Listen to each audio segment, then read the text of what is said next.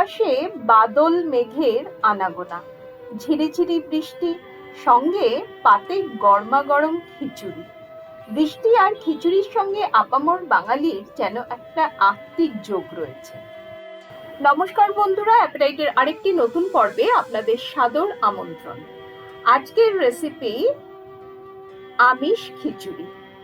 খিচুড়ি তৈরির জন্য নেওয়া আছে 400 গ্রাম চিকেন, 1 বাটি সোনা মুসুর ডাল আর 1 বাটি বাসমতি চাল। চাইলে আপনি বাড়ির রেগুলার চাল দিয়েও কিন্তু খিচুড়ি বানাতে পারেন।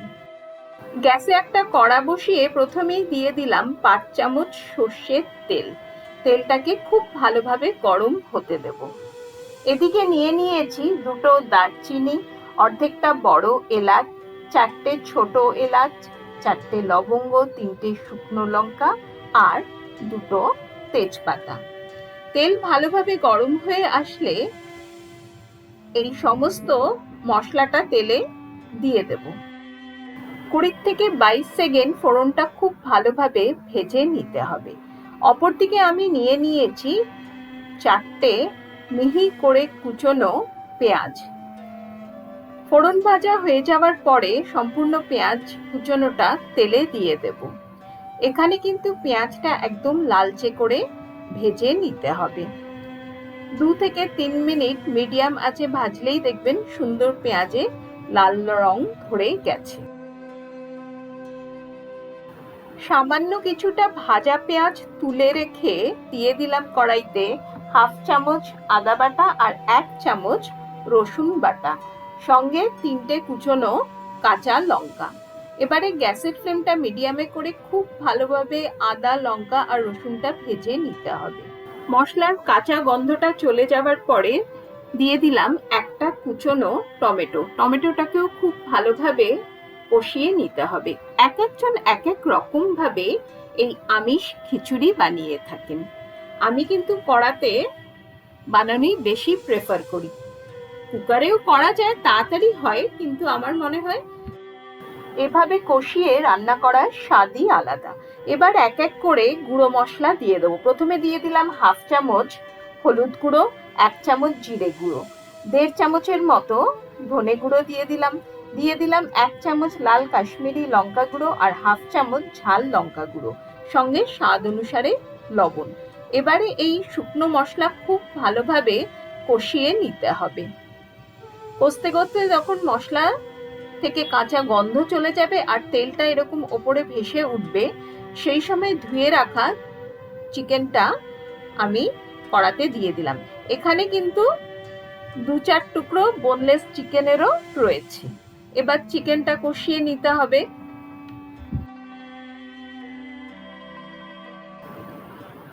তৈরি করে রাখা মশলার সঙ্গে চিকেনটা ভালোভাবে মিশিয়ে এবারে কিন্তু কড়াটা ঢাকা দিয়ে মিনিট 3 ভালোভাবে কষিয়ে নিতে হবে। গ্যাসের ফ্লেম কিন্তু এখানে আমি মিডিয়ামে রেখেছি। ফিরলাম মিনিট 3 পরে। মশলা কষে গিয়ে তেল তো ভাজতে শুরু করেছে, কিন্তু চিকেন কিন্তু এখনো পুরোপুরি ভালোভাবে সেদ্ধ হয়নি। খুন্তি দিয়ে একটু নাড়াচাড়া করে আমার মনে হচ্ছে আরো মিনিট 2 আমাকে চিকেনটা কষিয়ে নিতে হবে। ঢাকা দিয়ে রাখলাম আরো মিনিট 2 জন্য। দেখা যাক এবার কি অবস্থা। হ্যাঁ, এখন কিন্তু খুব ভালোভাবে চিকেন কষে গেছে। এই সময় এক এক করে সমস্ত চিকেনের টুকরোগুলো অন্য একটা বাটিতে তুলে রাখলাম। আর যে বাকি তেল আর মশলাটা রয়েছে সেটা কিন্তু কড়াইতেই থাকবে। যেগুলো বোনলেস চিকেন সেগুলো কিন্তু খুবই ভালোভাবে সেদ্ধ হয়ে গেছে। এবারে ধুয়ে রাখা মুসুর ডালটা কড়াইতে দিয়ে দিচ্ছি আর দিয়ে দিচ্ছি ধুয়ে রাখা বাসমতি চালটা কিন্তু আমি জলে ভিজিয়ে রাখিনি, কারণ বাসমতি রাইস এমনিতেই কষতে কষতে খুব তাড়াতাড়ি সেদ্ধ হয়ে যাবে। কড়াইয়ে পড়ে থাকা চিকেনের মশলাতে এবার চাল আর ডালটাকে খুব ভালোভাবে ভেজে নিতে হবে। অলরেডি কিন্তু ভীষণ সুন্দর গন্ধ ছাড়ছে। আপনি নিজে যখন রাঁধবেন আপনি নিজেই সেটা রিয়েলাইজ করবেন। মিনিট 2 থেকে আড়াই চাল আর ডালটা মশলার সঙ্গে ভেজে নেওয়ার পরে এরপরে দিয়ে দিলাম গরম করে রাখা 2 কাপ জল। চাল আর ডাল মিলিয়ে যেহেতু 2 কাপ, তাই ঝরঝরে খিচুড়ি তৈরির জন্য ঠিক 2 কাপই গরম জল দিতে হবে। জল ফুটতে শুরু করলে এই সময় মিশিয়ে দেব হাফ চামচের মতো জায়ফল আর জয়িত্রীর গুঁড়ো। এটা কিন্তু মাস্ট, এটা দেবেন, দেখবেন কি অপূর্ব সুন্দর গন্ধ ছাড়বে খিচুড়ির থেকে। ঢাকা দিয়ে মিডিয়াম ফ্লেমে মিনিট 4 ফুটিয়ে নিতে হবে। জল কিন্তু এখন অনেকটাই টেনে গেছে। এই সময় আমার মনে হয়েছে সামান্য লবণ দরকার, একটু লবণ দিয়ে দিলাম। লবণটা ভালোভাবে খিচুড়ির সঙ্গে মিশিয়ে নিচ্ছি। চাল আর ডাল দুটোই কিন্তু প্রায় সেদ্ধ হয়ে এসেছে।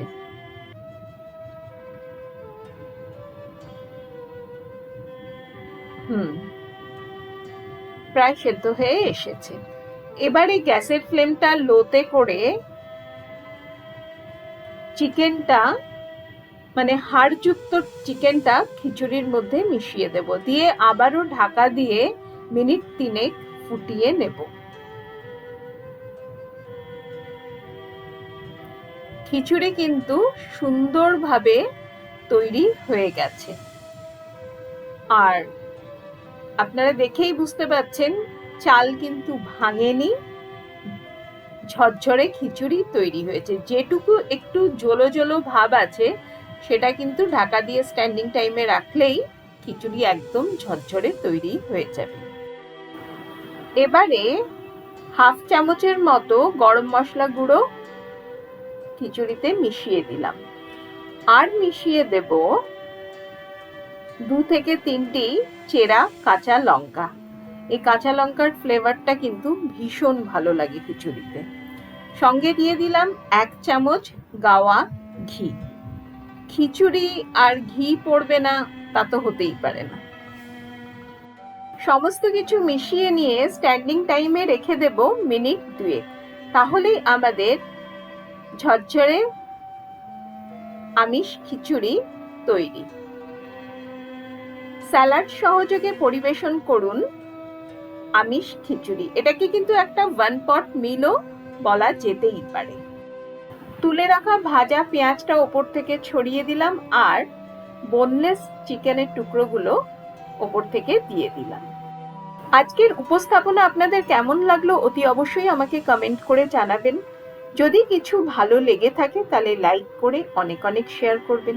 আমার চ্যানেলে যারা নতুন বন্ধু তাদেরকে রিকোয়েস্ট করব চ্যানেলটি সাবস্ক্রাইব করে আমার পাশে থাকার, যাতে যখনই আমি নিত্য নতুন আর অভিনব সব রান্নার ভিডিও আপলোড করব আপনাদের কাছে নোটিফিকেশন পৌঁছে যাবে।